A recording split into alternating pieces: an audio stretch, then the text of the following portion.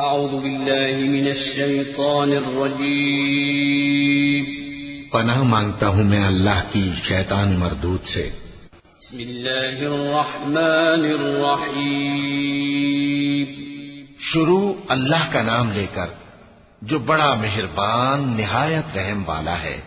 والنازعات غرقا والناشطات نشطا والسابحات سبحا فالسابقات سبقا فالمدبرات أمرا يوم ترجف الراجفة تتبعها الرادفة قلوب يومئذ واجفة أبصارها خاشعة يقولون أئنا لمردودون في الحافرة أإذا كنا عظاما نخرة قالوا تلك إذا كرة خاسرة فإنما هي زجرة واحدة فإذا هم بالساهرة۔ ان فرشتوں کی قسم جو ڈوب کر کافروں کی جان کھینچ لیتے ہیں اور ان کی جو مومنوں کی جان آسانی سے نکالتے ہیں اور ان کی جو تیرتے ہوئے جاتے ہیں پھر لپک کر آگے بڑھتے ہیں، پھر دنیا کے کاموں کا انتظام کرتے ہیں کہ وہ دن آ کر رہے گا جس دن وہ زلزلہ آئے گا، پھر اس کے پیچھے اور زلزلہ آئے گا۔ اس دن لوگوں کے دل خوف زدہ ہوں گے اور آنکھیں جھکی ہوئی۔ کافر کہتے ہیں کیا ہم الٹے پاؤں پھر لوٹیں گے؟ بھلا جب ہم کھوکھلی ہڈیاں ہو جائیں گے تو پھر زندہ کیے جائیں گے؟ کہتے ہیں کہ یہ لوٹنا تو سراسر نقصان کا لوٹنا ہوگا۔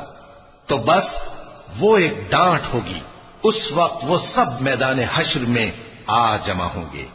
هل أتاك حديث موسى إذ ناداه ربه بالواد المقدس طوى اذهب إلى فرعون إنه طغى فقل هل لك إلى أن تزكى وأهديك إلى ربك فتخشى فأراه الآية الكبرى فكذب وعصى ثم أدبر يسعى فحشر فنادى فقال أنا ربكم الأعلى فأخذه الله نكال الآخرة والأولى إن في ذلك لعبرة لمن يخشى۔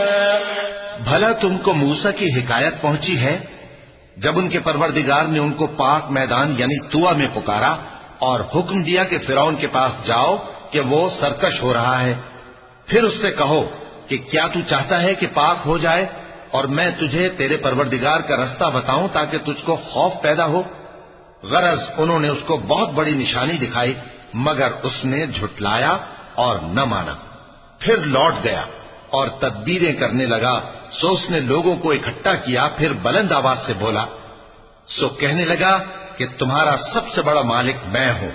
تو اللہ نے اس کو دنیا اور آخرت دونوں کے عذاب میں پکڑ لیا۔ جو شخص اللہ سے ڈر رکھتا ہے اس کے لیے اس قصے میں عبرت ہے۔ أأنتم أشد خلقا أم السماء بناها رفع سمكها فسواها وأغطش ليلها وأخرج ضحاها والأرض بعد ذلك دحاها أخرج منها ماءها ومرعاها والجبال أرساها متاعا لكم ولأنعامكم فإذا جاءت الطامة